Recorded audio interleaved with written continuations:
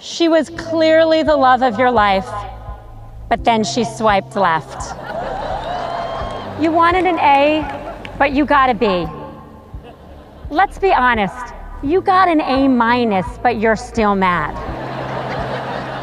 You applied for an internship at Facebook, but you only got one at Google.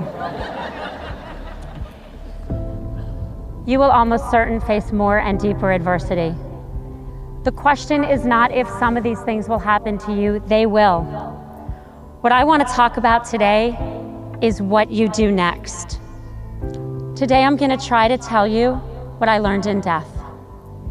Lessons about hope, about strength, and about the light within us that will not be extinguished. 1 year and 13 days ago, I lost my husband, Dave. We were in Mexico celebrating a friend's 50th birthday party. I took a nap. He went to work out. What followed was the unthinkable.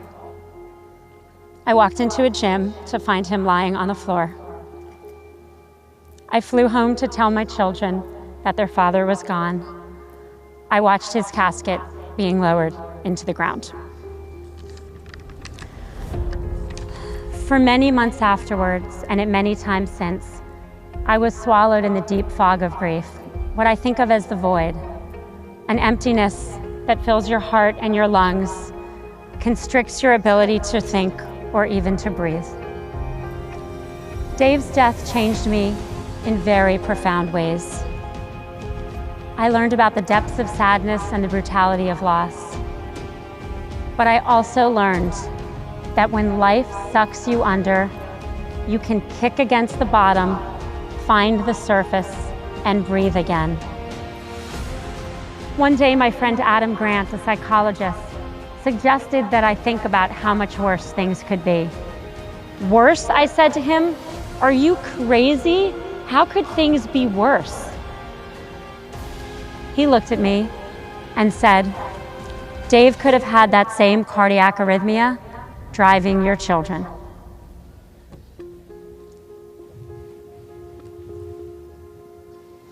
The minute he said it, I felt overwhelming gratitude that my children were alive, and that gratitude overtook some of the grief. Last month, 11 days before the anniversary of Dave's death, I broke down crying to a friend of mine. I said, a year ago, he had 11 days left, and we had no idea. And then through tears, we asked each other how we would live if we knew we had 11 days left. Can you ask yourselves to live as if you had 11 days left? I mean, live with the understanding of how precious every day would be, because that's how precious every day actually is. I stand here today, a year after the very worst day of my life. The worst day. The worst day I can imagine. And two things are true. I have a huge reservoir of sadness. It is with me always. It is right here where I can touch it. But for the first time, I'm grateful for each breath in and out. I'm grateful for the gift of life itself. It is the greatest irony of my life that losing my husband helped me find deeper gratitude.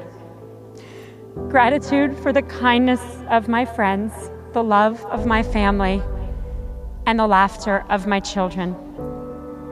My hope for you is that you can find that gratitude, not just on the easy days like today, but on the hard days when you will need it. I hope that you live your life, each precious day of it, with joy and meaning. I hope that you walk without pain and you are grateful for each step. And when the challenges come, I hope you remember that deep within you is the ability to learn and grow. You are not born with a fixed amount of resilience. It's a muscle. You can build it up and then draw on it when you need it.